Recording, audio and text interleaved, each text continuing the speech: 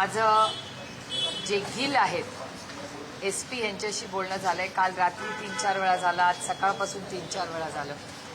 आणि ही जी विकृती म्हणजे दुर्दैव आहे की महाराष्ट्रामध्ये एकीकडे आपण महाराष्ट्र दिन साजरा करत होतो आणि दुसरीकडे अशी ही बातमी आलेली आहे. या नराधामाला फास्ट ट्रॅक कोर्टमधून तातडीने फाशी झाली पाहिजे ही आमची सगळ्यांचीच मागणी आहे.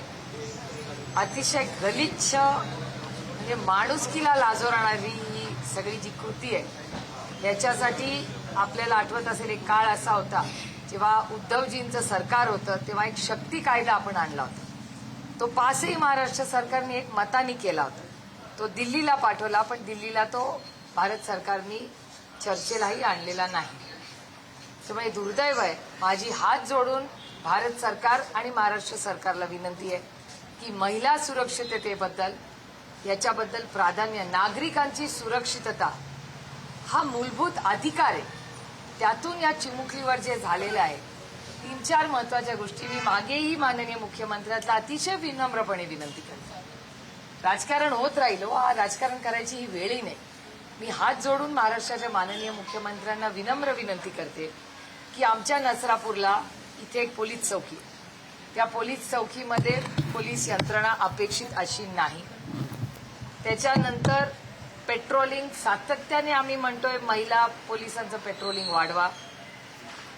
महाराष्ट्रामध्ये जे महिला सुरक्षितता किंवा महिला न्याय देण्यासाठी जी यंत्रणा होती त्याला आज अध्यक्ष नाही. आणि मग न्याय मागण्यासाठी जायचं कुठे. पण ही बाजू असतानाही मी माननीय पोलीस यंत्रणेचे, माननीय मुख्यमंत्री, माननीय एसपी पुणे जिल्ह्याचे यांचे मनपूर्वक आभारी मी मानते की एक गोष्ट त्यांनी केली ही मान्य केली पाहिजे आपण की काल हे झाल्यापासून तातडीने अटक झाली आणि पोलीस यंत्रणेने साथ दिली आहे नागरिकांना. पण ह्याच्यात आम्ही समाधानी नाही. याचं कारण असं ज्या क्रूर पद्धतीने ही हत्या झाली ही घटना कुठेही होता कामा नये. आणि महत्वाचा प्रश्न आहे की हा या माणसाच्या नराधामाचा 3रा गुन्हा होता. मग जर 3रा गुन्हा आहे तर पहिल्या गुन्ह्यामध्ये त्याला बेल कशी मिळाली, दुसऱ्या कृती गलिच्छ कृती केल्यावर बेल कशी मिळाली. आमची लेक एवढी गोड चिमुरडी आमची लाडकी तिची हत्या होईस्तोवर थांबलं होतं का महाराष्ट्राचं सरकार. काल पोलिसांनी अतिशय यंत्रणा लावली पण हीच यंत्रणा जर पहिल्याच गुन्ह्यानंतर या नराधामाला फाशी मिळाली असती तर पुढच्या 2 महाराष्ट्राच्या लेखी वाचल्या नसत्या का. त्यामुळे मला महाराष्ट्र सरकारला हात जोडून विनंती करायची आहे की आम्हाला फास्ट ट्रॅक कोर्ट हवाय आणि ह्या नराधामाला तातडीने फाशीची शिक्षा ही झालीच पाहिजे. आणि महाराष्ट्राने प्राधान्य सुरू करा आणि देशाला दाखवा की जर महाराष्ट्रात कुठल्याही महिलेशी किंवा कुठल्याही नागरिकाशी अशी गलिच्छ कृती कोणी केली तर त्याला तातडीने फाशीची शिक्षा हे राज्य देईल. हा एक मेसेज हे अपेक्षित आहे आम्हाला महाराष्ट्राच्या सरकारकडून. फास्ट ट्रॅक कोर्टाचं तुम्ही म्हणताय पण पुण्यातलं जे शिवाजीनगर कोर्ट आहे तिथे फास्ट ट्रॅकच्या ज्या केसेस आहेत ते चालवण्यासाठी स्पेशल कोर्टच नाहीये, साध्या कोर्टात ते चालवलं जातं त्यामुळे विलंब होतात. मग फास्ट ट्रॅकचा आदेश देऊन आश्वासन देऊन उपयोग काय. आश्वासन नकोय आम्हाला ऍक्शन पाहिजे. माननीय मुख्यमंत्र्यांनी मंगळवारी वेळ दिली आहे. आम्ही सगळे नागरिक इथले ग्रामस्थ जाणार आहेत माननीय मुख्यमंत्र्यांना भेटायला. त्याच्यामुळे ते स्वतः वकील आहेत आणि ते स्वतः राज्याचे गृहमंत्री आहेत. आमची अपेक्षा आहे त्यांच्याकडून अतिशय विनम्रपणे मी माननीय मुख्यमंत्र्यांना विनंती करते की त्यांनी आम्हाला न्याय मिळवून द्यावा.